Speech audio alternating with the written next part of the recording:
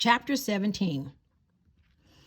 Minley gulped as she walked toward the gray stone wall of the city. As she passed the 2 stone lions marking the entrance, she glanced behind her.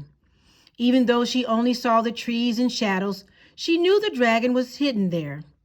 Quickly, she pushed through the doors of the gate, leaving the forest and the dragon behind her. As the gate closed, Minley stared. The streets were crowded and bustling. The city seemed to be bubbling with people like boiling rice. Vendors selling fruit and shoes called out their wares while people rushed past.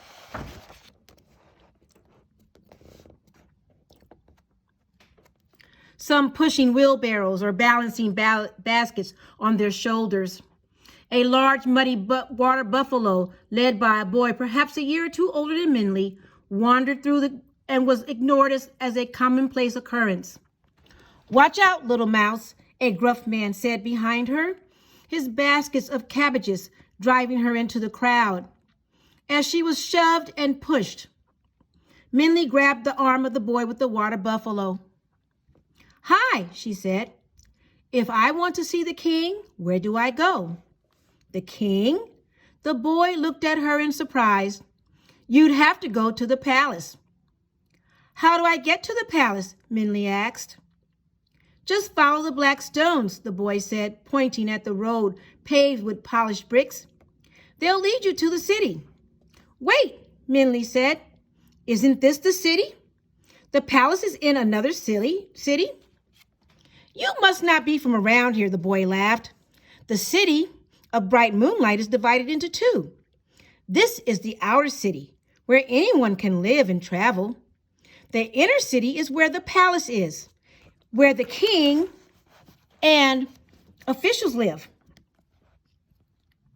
You have to have permission to go into the inner city.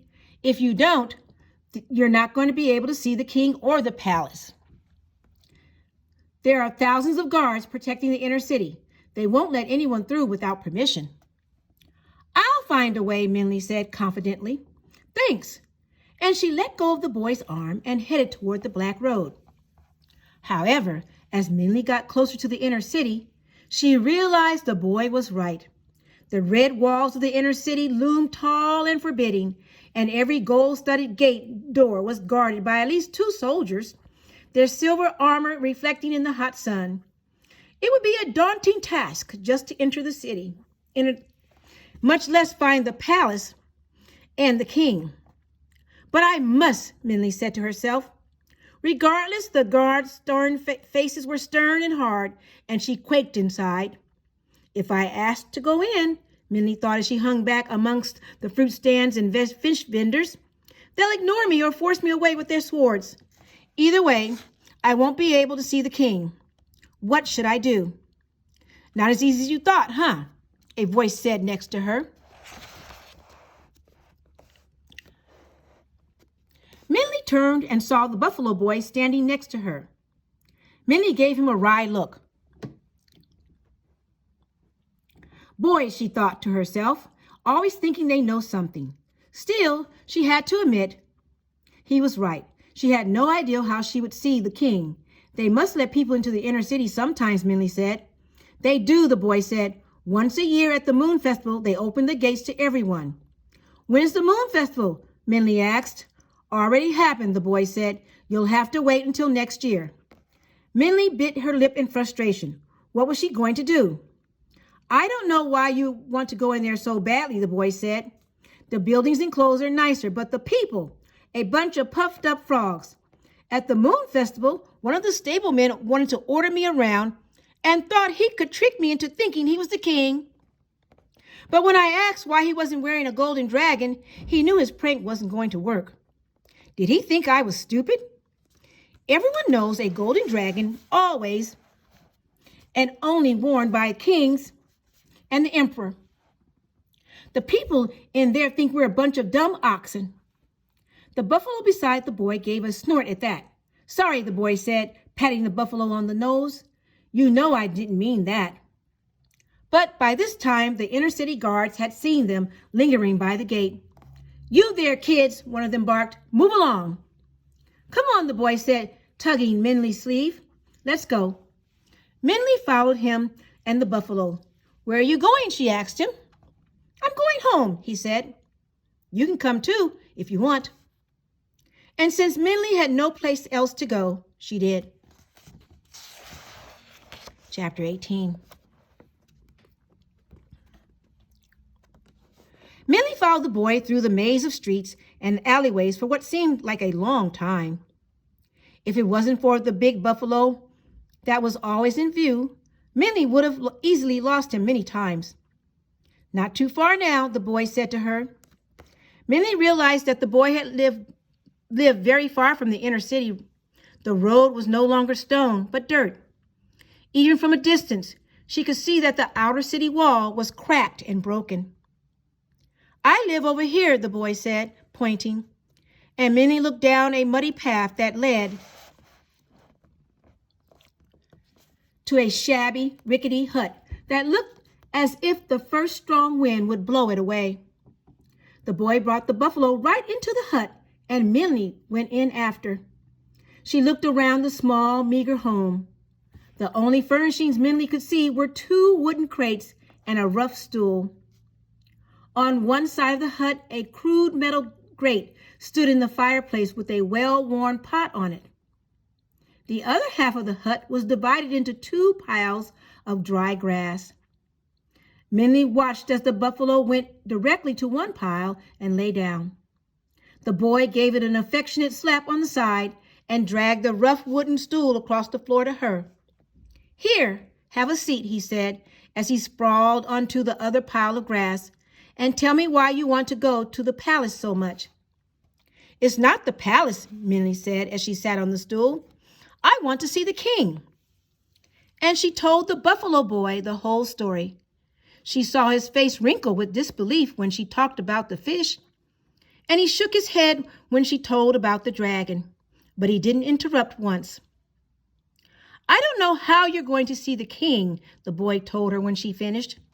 "Even if you do see him, I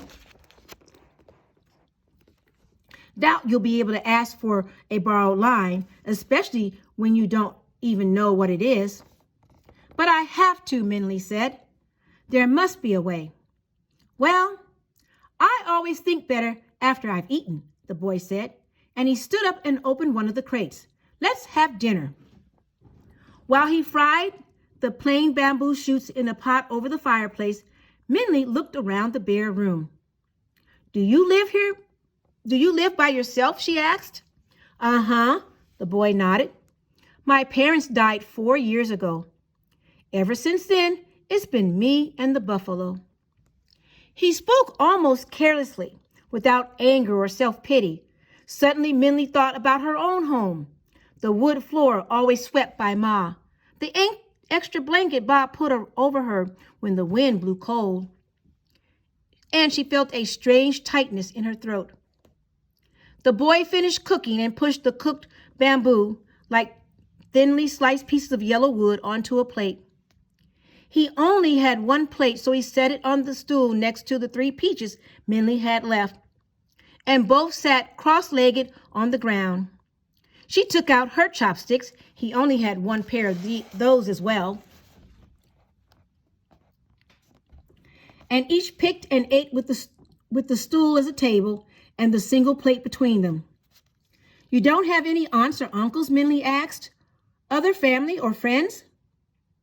"Well," the boy said, tossed a peach to the buffalo, and then hesitated. "I do have 1 friend." And Minley was surprised to see his face change unexpectedly. The sharpness of his expression softened, like a flower blossoming, his small smile gentle. "Who is it?" Minley asked.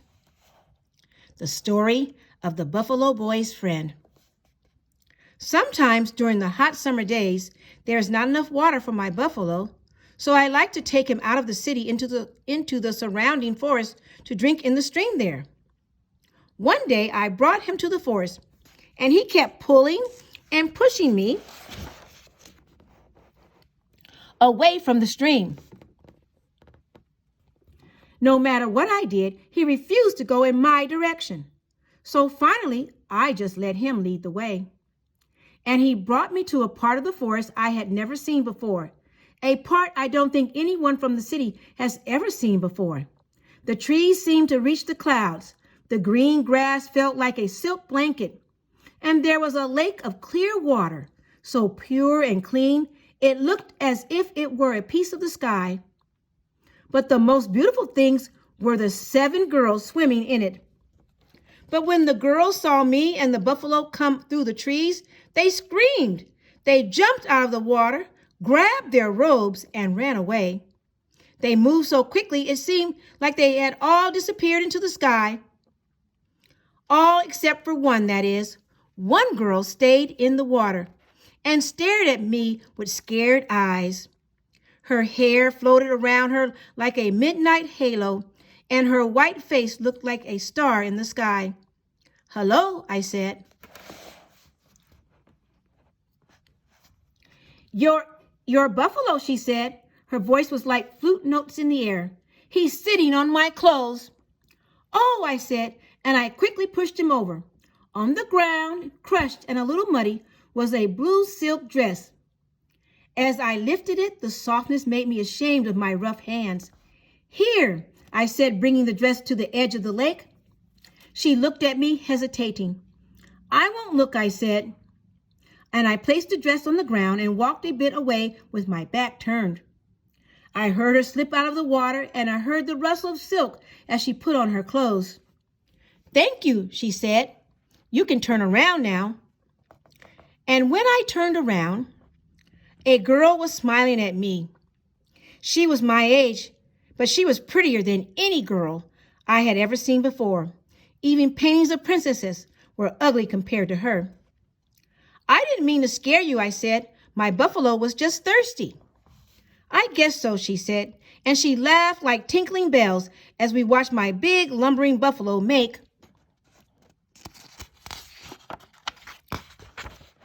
his way to the water.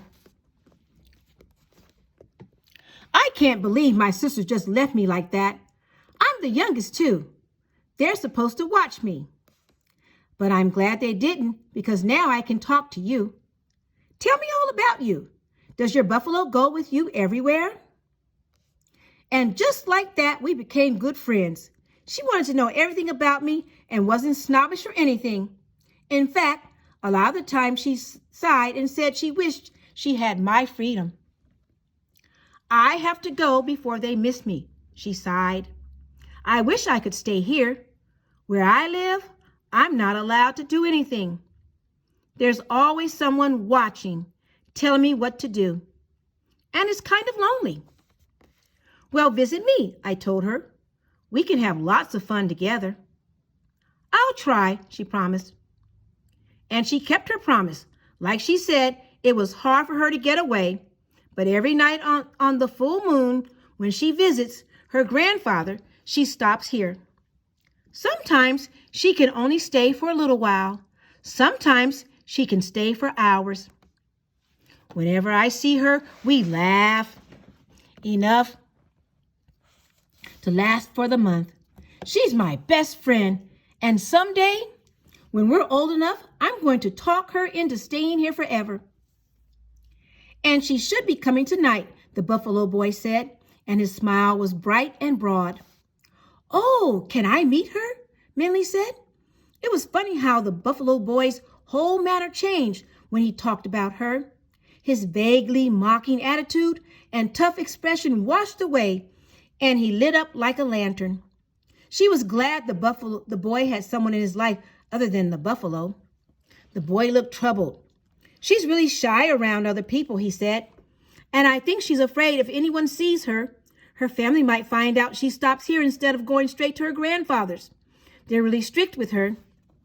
"I won't bother her then," Minley said. "Do you want me to leave?"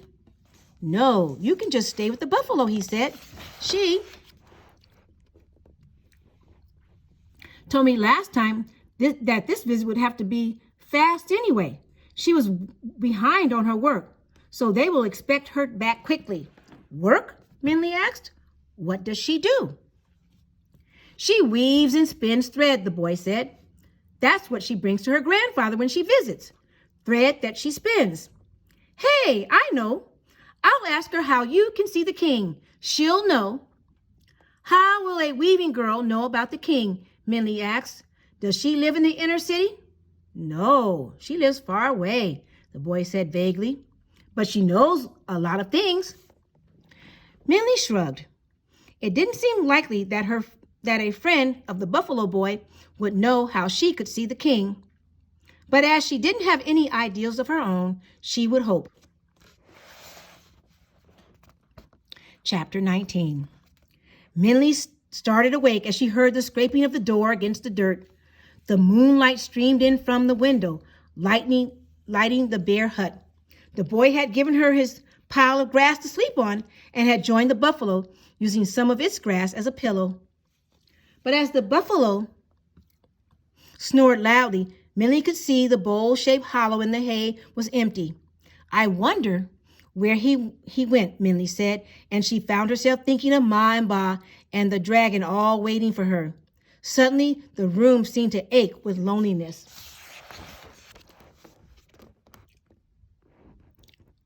The boy must be meeting his friend, Minley realized, and unable to control her curiosity, she crept to the window to peek.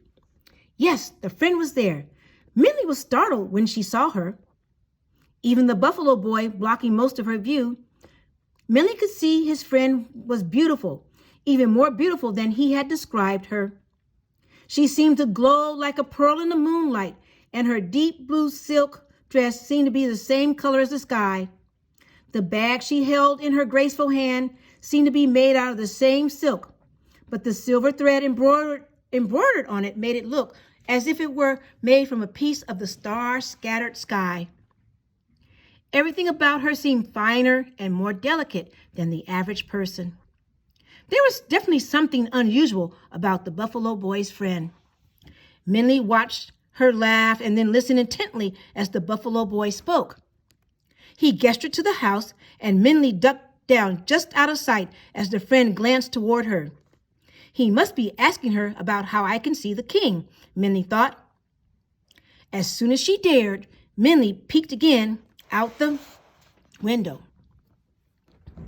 The buffalo boy's friend had her eyes closed toward the sky, as if listening to the wind. Then she looked at the buffalo boy and spoke. He nodded, and the girl smiled at what Minley imagined was the buffalo boy's enthusiastic thanks. Minley sat down on the wooden stool. She knows a lot of things the buffalo boy had said about his friend. After seeing her, Minley was ready to believe it. But who is she? Minley asked out loud. And just then, the buffalo boy came back inside. Oh, you're awake, he said when he saw Minley. As much as he tried, he couldn't hide the leftover smiles and laughter from his visit. His eyes sparkled as he sprawled himself out on the bed of grass. I talked to my friend. She said that the king might be at the market of green abundance tomorrow morning, but you're going to have to find him yourself. Really? Minley said. How does she know? The boy shrugged. You didn't ask? Minley asked. Don't you think it's mysterious that you only see her once in a while? And you never visit her? She only visits you? And that she knows where things like where the king might be tomorrow? Who is she really? She's my friend, the boy said simply. That's who she is, and that's enough for me. As Minley looked at the buffalo boy, aglow with happiness against his poor surroundings, she saw it was enough for him. More than enough, as the smile that kept curling up on his face told her. Minley's questions fell from her as she realized there was nothing else to say.